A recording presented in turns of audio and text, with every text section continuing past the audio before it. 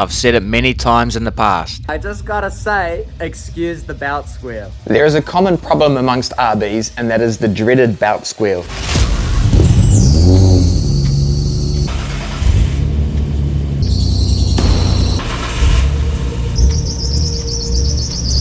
The dreaded belt squeal has plagued me my entire Skyline owning life.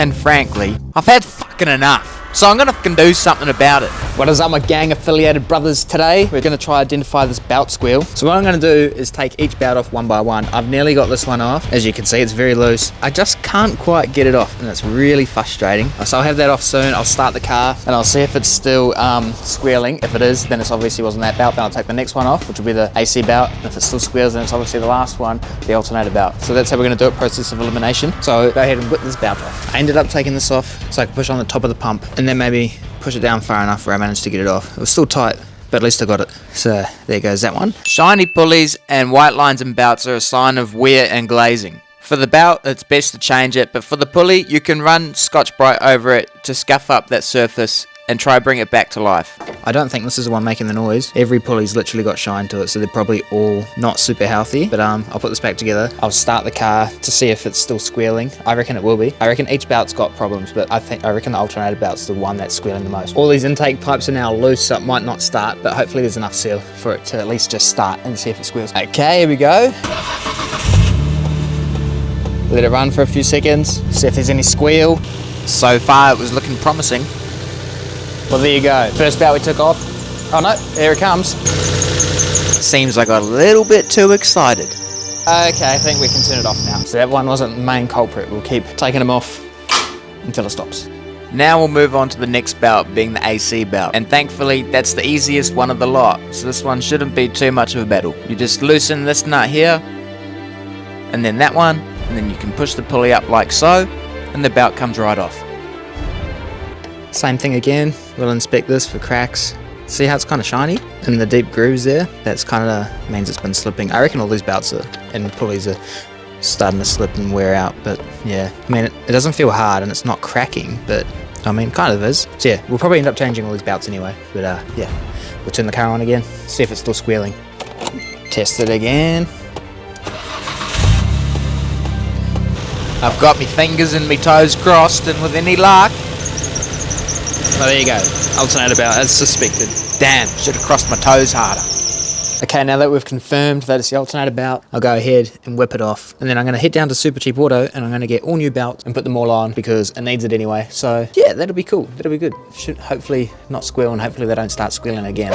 Now, of course, because Nissan blessed us with the last belt being super easy to take off, they obviously had to make this next one the most fucking difficult thing to do in the world.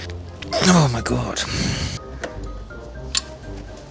With my absolute genius big brain, I was able to do this. And of course, because of the ratchet spanner. But I still had to figure out how I was going to get to that bastard of a bolt right there. I decided to take this intercooler pipe off, which turned out to be, once again, way more difficult than it should have been.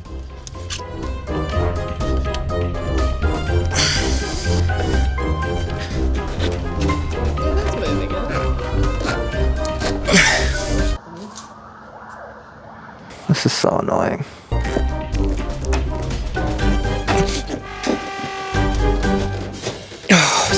Okay. Eventually I managed to work the top off just enough so we could hold it out the way and get to that bastard of a bolt. I wasn't able to take it off the bottom, but I also knew if I did, that would make it even harder to put it back together. Okay, I've been battling to try and get this alternator belt off. I got this out the way so I could get those. And then I was trying to move it and I was like, it's seized, it won't come off. And then I realized there's actually a third bolt way down there. That one in the middle of the screen there, I got to get that one off. So I'll loosen that, it should be a 14. I should be able to swing the alternator and then get the belt off.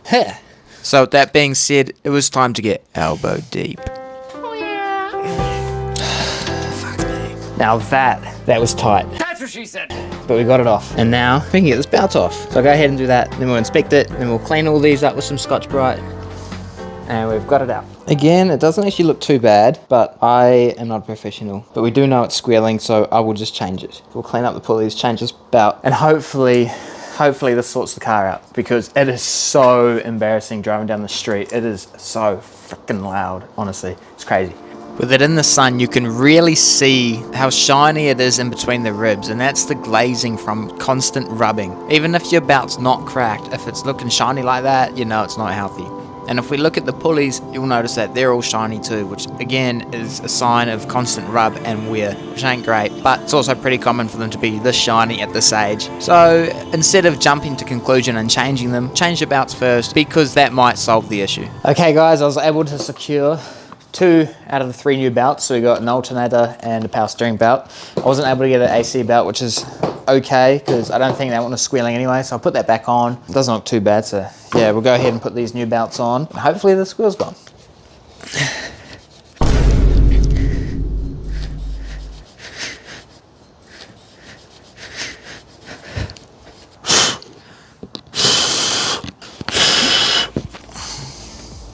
In all honesty, I don't think the Scotch-Brite's doing much. Like, it's a little bit more dull, but it's still pretty shiny. It's made a tiny difference, but not huge. Hopefully that's enough, and hopefully it doesn't just make the next belt wear out super fast. I'm gonna give it another go with 400 grit sandpaper. Hopefully that makes it a bit more of a difference. We'll see how this goes. I guess it's a bit duller, but yeah, it's still shiny. But I'm just gonna leave it at that, because I don't want to ruin it. We'll get all these belts on. We'll take our brand new 870 belt and chuck that bad boy on, the alternator.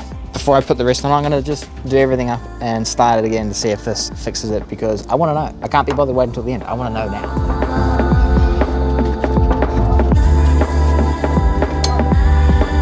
Just like that, the belt is now loosely on the pulleys. So we'll just do everything up, tighten it all down, and then we'll start the engine and see if it's squealing.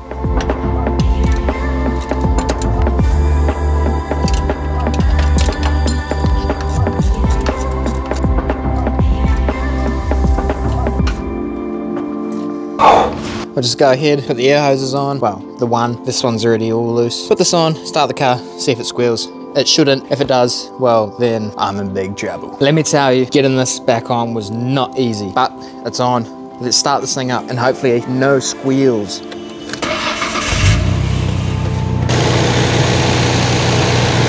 So far, so good. I get the feeling it's not gonna squeal because it's a brand new belt, but you never know. You never know with these old cars. It shouldn't squeal.